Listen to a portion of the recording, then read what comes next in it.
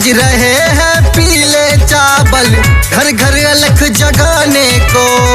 भेज रहे हैं पीले चावल घर घर अलख जगाने को।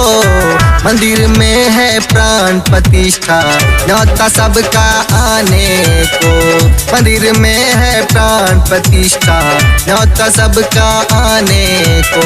जय श्री राम, जय श्री राम।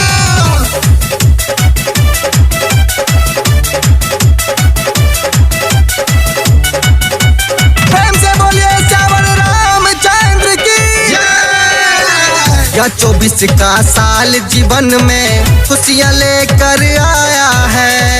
जन जन के भगवान राम ने अब अपना घर पाया है। जय जय श्री राम। या 24 का साल जीवन में खुशियाँ लेकर आया है। जन जन के भगवान राम ने अब अपना घर पाया है। अब तक था तिरपाल शीश पर उससे मुक्ति दिलाने को। अब तक था तिरपाल शीश पर उससे मुक्ति दिलाने को। मंदिर में है प्राण प्रतिष्ठा न्योता सबका आने को। मंदिर में है प्राण प्रतिष्ठा न्योता सबका आने को। जय श्री राम, जय श्री राम।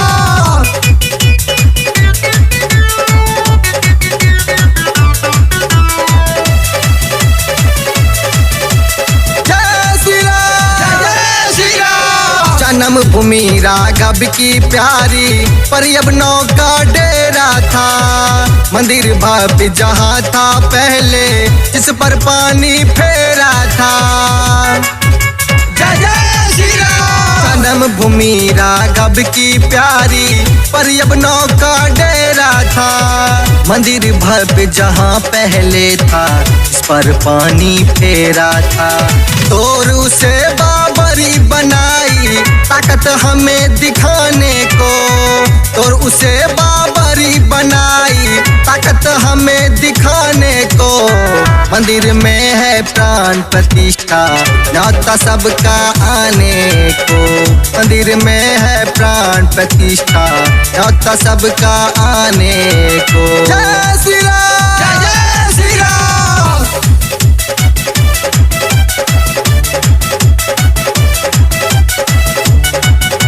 प्रेम से बोलिए श्यावर रामचंद्र की जय। गए 500 साल हजारों भक्तों ने बलिदान दिया।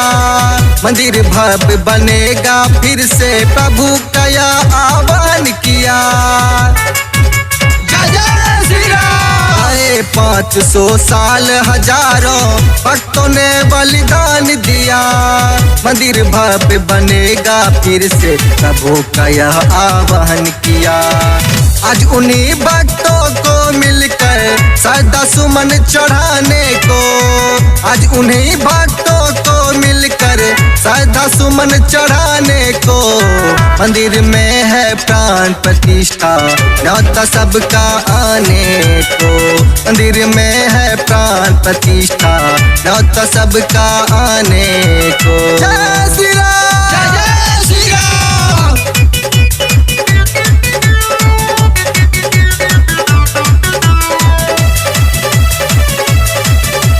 जय श्री राम, जय श्री राम। दीन दयाल दिवाली फिर से घर घर सभी मनाएंगे। पुन हुआ वनवास राम का गीत खुशी के गाएंगे। जय जय श्री राम। दीन दयाल दिवाली फिर से घर घर सभी मनाएंगे।